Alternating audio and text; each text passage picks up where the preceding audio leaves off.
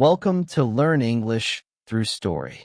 Today's topic is one that affects nearly everyone: social media. While it connects us to the world, it can also quietly take over our minds, our time, and even our happiness. This story is written in simple English to help you learn through emotion, reflection, and motivation. Lisa was a smart, kind, and creative young woman. She had big dreams: to write books, travel the world, and build a life filled with meaning. But somewhere along the way, she got lost. Not in a dangerous place, not in a dark alley. She got lost on her phone. It started like it does for most people. Just a few minutes here and there. A funny video in the morning. A scroll through pictures during lunch. A quick check on notifications before bed. But over time, those minutes turned into hours. Those hours turned into habits. And those habits turned into a lifestyle. Every day, Lisa would wake up and check her phone before anything else. She would scroll through perfect photos of people smiling, traveling, succeeding. She compared herself to them, their beauty, their homes, their relationships, their lives. Even though she didn't know these people, she started to feel like she wasn't enough.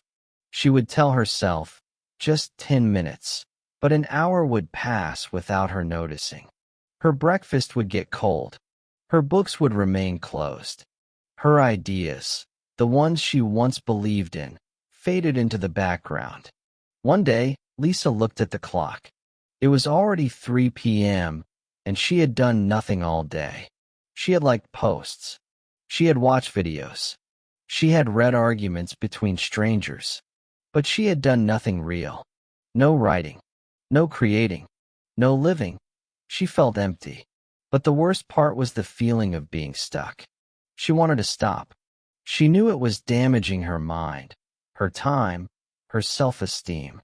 But each time she put down her phone, she felt bored, anxious, lost, as if her whole world was inside that glowing screen. Her sleep got worse. Her focus dropped. She couldn't sit still without checking something, anything, online. Her conversations became shorter. Her thoughts became scattered. And her dreams, they became just memories of who she used to be. One evening, Lisa's younger brother asked her, "Do you even remember what you used to love before you had a phone?" She laughed. But later that night, the question returned. And it scared her. She had forgotten. That night, she sat in bed holding her phone. The screen glowed in her hands, but it didn't feel warm. It felt cold, like a trap. Her heart beat faster. She realized something very serious. She wasn't using social media anymore.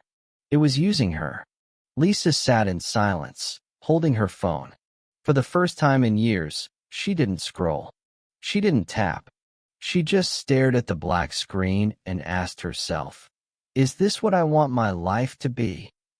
The answer came quietly, but clearly, no. The next morning, she made a decision. It wasn't dramatic. She didn't throw her phone into the river. She didn't delete everything at once. Instead, she started small. She turned off all notifications. No more buzzing. No more red circles demanding her attention. Then, she moved all her social media apps to a hidden folder called Later. That word reminded her, not now. At first, she felt lost.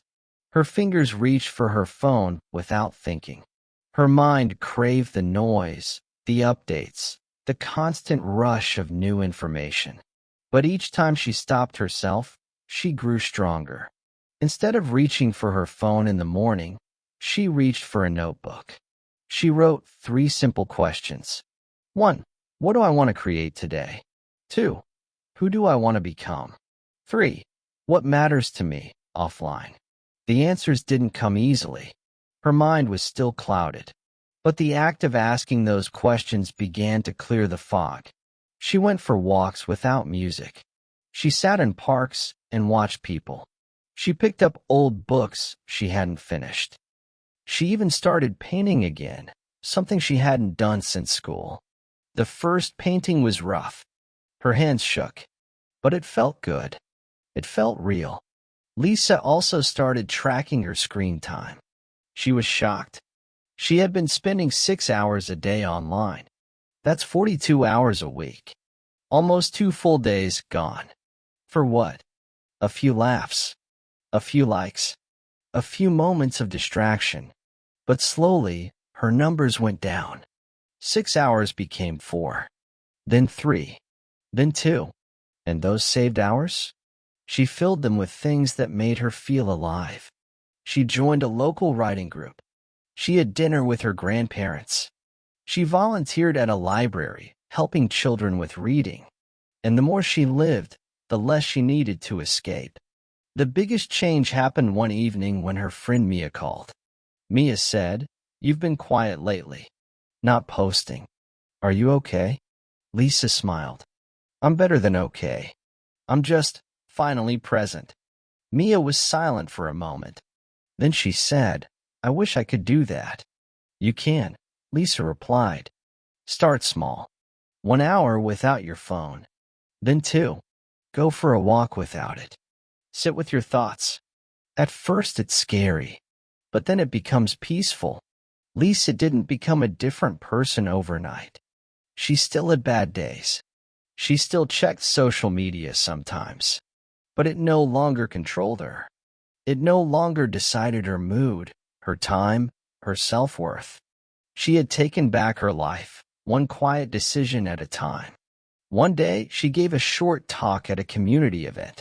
She stood in front of a small group of people and said, "I used to think social media was just a fun tool, but I learned it can quietly take your joy, your time, your dreams, if you're not careful." I'm not telling anyone to quit completely. I'm just asking you to ask yourself one thing. What are you giving up in exchange for your screen? The room was silent. People nodded. Some smiled. Others looked down, thinking deeply. She wasn't trying to be perfect. She just wanted to be honest. And in that moment, she felt proud. Not because she had all the answers, but because she had stopped running from the question. Lisa's story isn't rare. Many people are silently struggling. They feel tired, unmotivated, lonely, and they don't know why. But often, the cause is hidden in plain sight. The apps, the noise, the endless scroll. Social media was designed to grab attention, but it can also steal your peace, your time, and your real life, if you let it. The good news? You can change. Not all at once, but one small step at a time. Turn off notifications. Move your apps off the home screen. Track your time. Create more than you consume. Be bored sometimes. Be present. Because real life doesn't happen on a screen. It happens in quiet mornings, long walks, deep conversations, creative moments, and acts of kindness no one posts about. Lisa found her way back. And so can you. Don't wait until you forget who you are. Don't wait until your dreams are replaced by distractions. Start now. Reclaim your time. Reclaim your focus. Reclaim your life.